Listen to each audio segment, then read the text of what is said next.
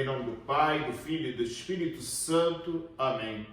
Nós pedimos, Senhor, a graça do vosso Santo Espírito sobre cada um de nós, que venha nos auxiliar para meditarmos a vossa palavra, compreender os mistérios da nossa salvação e cada vez mais nos conduzir no caminho de nossa conversão.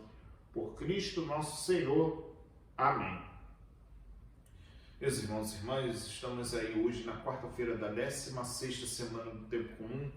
Meditaremos o capítulo 13 de São Mateus, versículos de 1 a 9. Naquele dia, Jesus saiu de casa e foi sentar-se às margens do mar da Galileia.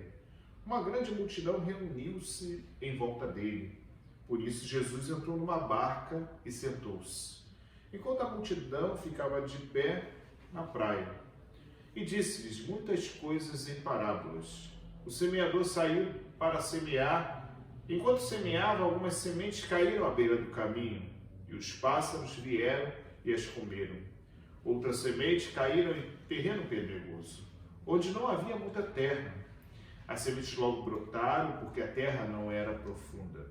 Mas quando o sol apareceu, as plantas ficaram queimadas e secaram, porque não tinham raiz. Outras sementes caíram no meio dos espinhos. Os espinhos cresceram e sufocaram as plantas. Outras sementes, porém, caíram em terra boa e produziram a base de 100, de 60 e de 30 frutos por semente. Quem tem ouvidos, ouça. Palavra da salvação, glória a vós, Senhor. Meus irmãos e irmãs, estamos aí meditando esse capítulo 13, São Mateus, versículos 1 a 9. Esta é uma das parábolas daquelas que Jesus explica dentro do próprio texto do Evangelho. E como a explicação ela vai acontecer logo após 2 dias, então eu prefiro focar no contexto deste Evangelho de hoje. Uma coisa que nós precisamos perceber, como Jesus mesmo explica que a semente é a palavra de Deus, os terrenos são a nossa vida, nosso coração, como nós acolhemos, é que aquilo que o Senhor confiou à sua igreja, aquilo que Ele colocou em suas mãos e aquilo que Ele profere por meio da igreja, da tradição, dos ensinamentos dos apóstolos, através da doutrina que cada vez mais vai nos conduzindo e aprofundando o conhecimento de nosso Senhor e também para a nossa salvação, cabe aqui o processo de aceitação nossa. Por quê? Os tipos de terrenos são os tipos de coração, a forma como acolhemos e o que acolhemos. Aqui está a percepção do que realmente realizamos com a palavra de Deus.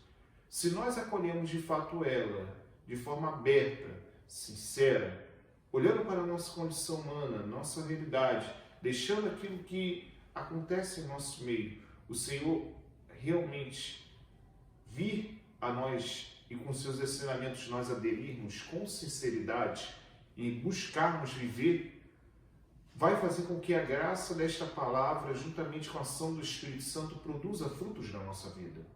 Mas se nós queremos selecionar a palavra, corre o risco, muitas vezes, diante das circunstâncias da vida, nós morrermos, sufocados na nossa vida de fé e perdermos. Por quê? Porque a tendência é quando nós queremos selecionar a vida de nosso Senhor, aquilo que Ele confia à igreja, ao nosso gosto, faz com que nós vivemos uma fé que seleciona cada vez mais a vida de nosso Senhor, a nossa. É ela que se modela a nós, não nós a ela. E é por isso que há uma tentação que o maligno muitas vezes vai tentar de todas as formas fazer com que esta palavra não crie raiz na nossa vida.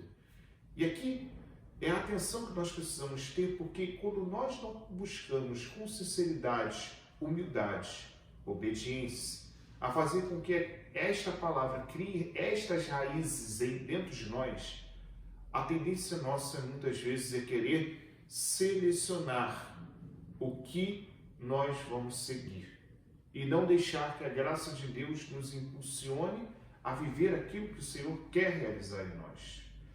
É algo que nós precisamos estar atentos, porque muitas vezes podemos ter uma visão distorcida da vida da igreja, da tradição, e queremos apenas aquilo que nós concebemos, não aquilo que a igreja diz.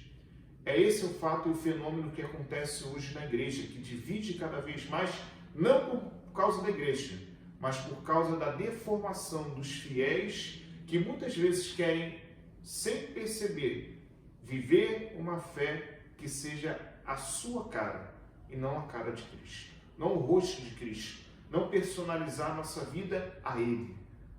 Nós esquecemos muitas vezes do que barro somos feitos, e por esquecer do barro que somos feitos, esse vaso muitas vezes se despedaça. Esse vaso que carrega o tesouro faz com que o tesouro se derrame, se perca e cada vez mais se esvaia na nossa vida.